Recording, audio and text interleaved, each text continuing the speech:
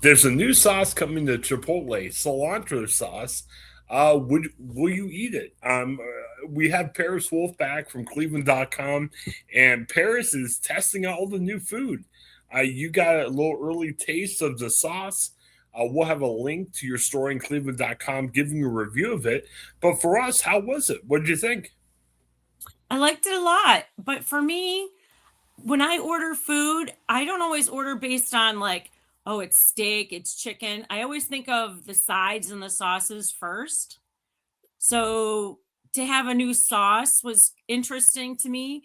And then I'm one of those people who really likes cilantro. So with the cilantro lime and the creamy sour cream base, it's so good. Okay. I'm seeing here it's a light green sauce. It says it blends hand chopped cilantro, lime juice, Mexican spices, sour cream, and roasted jalapeno into a Yes. smooth, creamy topping designed to pair with anything on the menu. And it doesn't contain any avocado. I put no, I actually called that out because it looks like an avocado sauce, but it is not. Okay. Is there something that would go best on, or I mean, were they recommending it for a certain type of like bowl, or like is it better with chicken or steak, or I guess it depends They on what recommended it with customers the like. steak. They recommended it with the steak salad and the chicken burrito, so I tried it with both. I liked it with both. I like it better with the salad actually because I like dipping each bite in the sauce rather than just drizzling it on. Okay. Do they recommend something in particular, or I mean, I guess Chipotle would say, "Hey, put on whatever you'd like." Oh yeah, anything. Okay. And it would probably be even good on chips. I kind of wonder. I know this isn't really St. Patrick's oriented, but it being a green sauce, couldn't they have put this out like a couple weeks ago to lead into St. Patrick's Day since we're behind it now? Just yesterday would have been a good idea. Absolutely. They're a Yeah. little behind. Well, I guess they weren't really marketing as like an Irish thing or a St. Patrick's Day, but I think they missed something there. I mean, they could have had something there. Um, how much do they? Like I don't usually get sauce with my Chipotle. Do they give you a lot of sauce to put on? Can you request more sauce? How's that work? I got a small ramekin size amount. If it were me, depending on what I was eating, I might request a second one. I'm not sure the cost, but I would say there's plenty for half of a serving. Because when I buy Chipotle, I usually eat half then and half later. I would probably get a second sauce for later. And again, I'm not a sauce guy myself, so when you order this, you need to order the sauce separately, right? It's not like Yes. a place on the line where you say, "Hey, I want extra sauce or extra cheese or something like that," right? No, you order it separately. Okay. Chris, do Um, you eat sauce on your Chipotle? No, well, remember a couple weeks ago we talked about the big arch burger, and I Right. confessed, and again, I get so much crap about this on this podcast. I do not like sauce in general. Big Macs, I don't like sauce. Other things, I'm just not a big sauce guy. Mayo, I mean, I can eat it. It's not like I can't, but I'd prefer if we were eating something and there was sauce available, I wouldn't eat it. Now, if somebody gave it to me, I'm not going to spit it out or anything, but I'm not a sauce guy at all. So I'm excited about this. I'm always like talking about fast food, but for me, I'm not a sauce person. You seem to be more of a sauce person in general, right? Oh, I definitely am. Okay. Interesting. We should eat out together and I'll Okay. take your sauce. Yes, I can get extra sauce. Or if we I go to like Big the Mac, extra sauce. if we go Yeah, to McDonald's, they'll say, "Hey, give my sauce to her," and you'll be like, "Yes, this is exactly. great." Um, so what's your favorite type of sauce at Chipotle in general? I mean, they've had sauce there for a long time. Do you always get the sauce? Is there one you particularly like? You know, I'll have them add several sauces, not the hot one, but I'll have them add the corn and the tomato. I would get this one in addition. Um, And then I like the guacamole and the sour cream. I mean, I like it all. If it's not too hot. Yeah, my wife always gives me the stink eye. I live in Columbus. I Do you guys have Qdoba up in We Cleveland? do. We Yes, do. she likes it when we go to Qdoba, and she always gives me the stink eye. I mean, she'll get the chips, and she'll be like, "I know you don't like the, guacamole, so we'll keep that separately." But it's always a thing. See, I'm saving money without the sauce. You know what I mean? I know, but I love it. I'm trying to conserve costs as journalists. We always have to kind of watch our pennies, and that's pretty good too. So, obviously, the big arch burger was like this phenomenon that people were super excited about. What have you heard so far? I mean, you're a food writer. I know sauces don't get quite the attention that maybe burgers get. Are there people looking forward to this? I mean, what do you think it's going to be like when it's available on Thursday? I think Chipotle people are going to like it. I think that the idea that it's free tomorrow to people who are members of the app or order through the app or online are going to be ready to try it. It sounds like, yeah, and yeah. Let's back up here for a second. I have come around on apps. I used to get so frustrated because for work, for church, there's always apps you have to get. I'm like, my gosh, Mm-hmm. there's so many apps.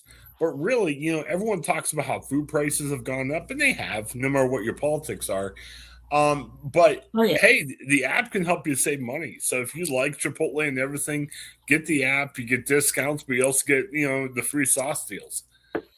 Yeah, I I've think the really apps changed my are the mind. way to go, but there's too many on my phone. Yes, yes. Well, I have to like my kids love a lot of stuff. I tell my wife there's got to be like three or four places you go to. You have the app for that, and just stick with your three or four places because yeah, too many apps are kind of crazy, but they do save money, which is good. Um, yeah, so I'm weird on a lot of that stuff like that. So yeah, so if you have your app, you take it to Chipotle tomorrow, you get the sauce for free. Could you get any size, or probably just a small, or have they specified that? They haven't specified that. I did not ask. Okay, should be interesting. What do you think in general about with restaurants? I mean, man, there was like 1 million people clicked on your story about the Archburger and stuff like that. Is it good to have this?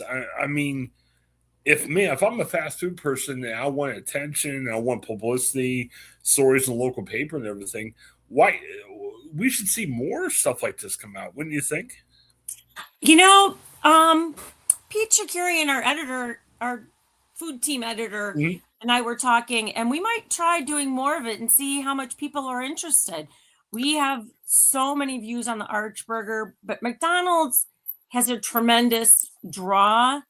I know when I've done stories on like Dunkin' Donuts, I don't get near as many views. Well, I'm surprised it's a general. Like, I know with Cleveland.com, we did a story every day about Taco Bell. It wasn't really something new. They were just trying out a bunch of new stuff, and now they're saying, "Hey, it's permanent now." So it wasn't like a new food announcement. It was just saying, "Hey, this stuff we're trying, we're going to add to our menu." But I guess what I'm saying is, if I'm on the PR side of food, no matter if Cleveland.com does it or the local TV station or whatever, man, I'd be trying out new food all the time. I want attention. I want people to get excited. I want a story in the local paper. Man, if I'm looking to see what happened with the Archburger, I would do that in my place. I don't know why more people don't do that in general. I think it's a good idea because readers want to know. They want to know Yeah, what they're getting into. They want a preview. yeah, because like you said, we're talking internally about, hey, these are stories we may want to look forward to more, but I don't see it quite as many. I mean, I get some of the same pitches and press releases you guys do. Most of the food thing is just like food deals. They're like, hey, we're doing a buy one get one free and other stuff like that. But man, I would want to have more attention paid to my new food items. I think that'd be great. So Yeah. I don't know. It would be really interesting. You mentioned something else, and now I'm forgetting. We were talking about something else that was in your mind. Oh, other Food. things that are going on in the food world this week or in my food world? Yeah. Maple syrup has been a big deal. I think I'm Yes, on my yes. third or fourth story now. Yes, I get a lot of. What makes this time so big for maple syrup? Even in Central Ohio, I'm getting pitches to say, "Hey, come see our maple syrup." Why do we like maple syrup so much this time of year? Because this is a season when it's made. The trees, the sap runs in the trees during the freeze thaw cycle of spring. The trees need to be cold for the winter, they need to freeze, and then they need to thaw. And as it gets warm during the day, the sap goes up the tree. When it gets cold at night, the sap goes back down. And it's during that process, the maple syrup makers can collect the sap so they can boil it down into our favorite maple syrup. And so you see sugar shacks with all the steam coming out of them around. I live in Jogga County, so we're Yeah, kind of it's a like the big area. headquarters for that. Hmm. And we have a maple festival in April, the end of April. So it's a big deal here, and everybody's having pancake breakfast, fundraisers. So it's a big deal.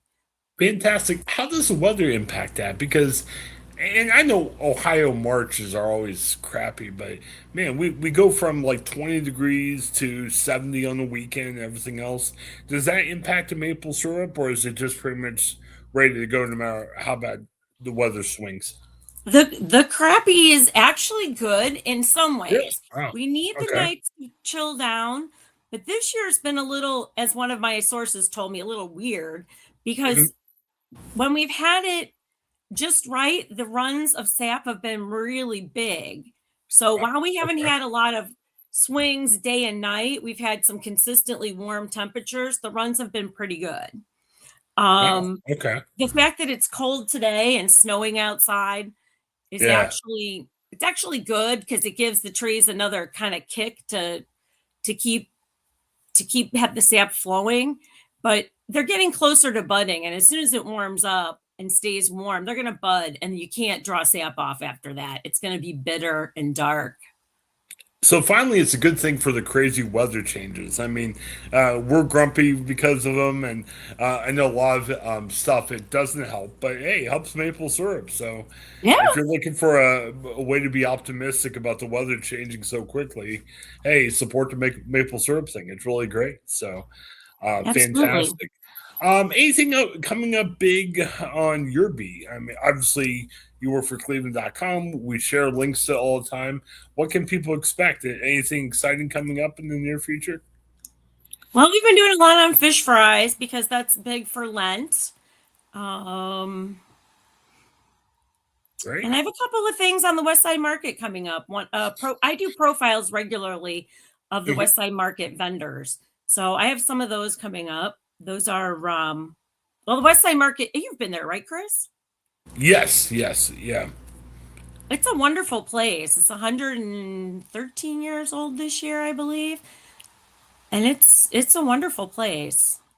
Well, there's a lot to be said too. Like support your local food vendors. I mean, I'll have you on anytime to talk about fast food and the national brands. But while you support those, hey, support the local ones that go to places like Westside Food Market because that's how these guys stay around. You know, if you can Yeah. continue to support them. So yeah, no, that's fun. And I'm sure they probably appreciate the attention too, right? To get the word out Oh both yeah. around. Oh yeah. And they're all interesting. It's Oh interesting to yeah. hear how a stand stays around for 90 years. It might go through a couple of ownerships or it might stay in the same family, but it's interesting to see how they go through 90 years, 50 years, 100 years. Do they get more difficult now? Like we've talked, I'll ask for trending quotes from you guys for some of the stories I do, and a lot of times we talk about how the restaurant business is so hard right now. Costs are going up. It seems to be going up no matter who the president is, if it's on the Democratic or Republican side. Does that make it really hard for these stands too? I mean, I'm sure it adds challenges for your national restaurants, but it probably adds a lot more for local restaurants too, I'd assume, right? It does. It does. With the local restaurants, one of the things I read an article yesterday in the New York Times, and we've seen this, but they summarized it very well. The restaurants used to make maybe 60% of their income off of the beverages, the alcohol and beverages, and 40 off of food costs, off the food. And those numbers are just totally shifting. And Really? Okay. they're making less money off of alcohol because people are drinking less. And Mhm. that's making us look at what we're reporting on. For example, we do a happy hour series where we go to happy hour every other week and tell people what to expect. And I'm going to start drinking mocktails because that's what people are looking at. I'm going to add that into our coverage. So, yeah, there's a lot changing in restaurants though with the cost of food. It trickles down. I know I kind of digressed, but that's what it's doing to the industry. Very interesting. Have they had studies about people drinking less? Or is it Oh, just like, yeah. oh, There was really? a Okay. recent poll that showed drinking is down. I don't want to quote the numbers, but I want to say at least 10%. The younger generation is consuming less alcohol, and they're not sure if that's because they're turning to cannabis or they're just drinking less. It's not as much of like a cost, it may be more of a trending different attitude toward it. Because yeah, I guess now since that stuff's a little bit more legal it's been in the past, maybe people say, hey, if I want to do something, it might be better to do that than alcohol. That's really interesting.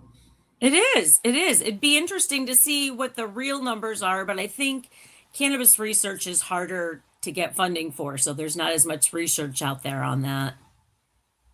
I wonder, I'm not a drinker, a cannabis user. I wonder if there's a cheaper factor. I mean, I'm sure if you drink alcohol on a regular basis, there's a cost to that. I'm wondering if that has anything to do with it. If there's a cost difference or whatever else.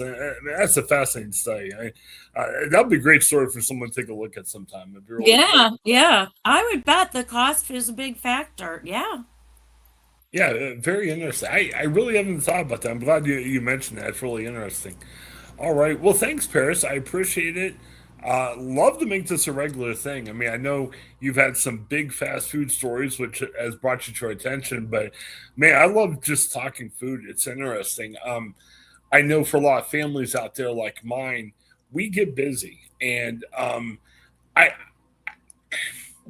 I miss the days where you go out to eat for fun or, hey, let's go out to enjoy this restaurant.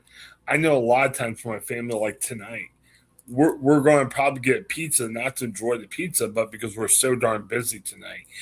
So I think there's a lot to be said about that. And the cost of fast food's going up. I think we mentioned this last time. I can't get a fast food meal for under $10 anymore, Right. and it goes up. So sometimes we eat out more for convenience, but it's costing more too, which is a little frustrating too. So there's so much we can get into that. But Paris, thanks so much for your time again. Check her stuff out on cleveland.com. We're releasing this Thursday morning. We'll also have a link to her sauce article. But the cool thing about cleveland.com is when you click on Paris Wolfe, you'll see every story she does too. So definitely check our article about the Chipotle sauce, but check out all of her other stuff that she's done recently for Cleveland.com. Support local journalism. I'll have a link to my stories. You can take a look at those. Take a look at Paris's stories. If you could subscribe too. Cleveland.com offers a wealth of fantastic information, not just about Cleveland, but all throughout Ohio and through the world as well too. Anything else before we close, Paris? We're good. Thanks for the Fantastic. chat, Chris. This will be Th- great. Thanks so much. Have a great day. You too. Take care.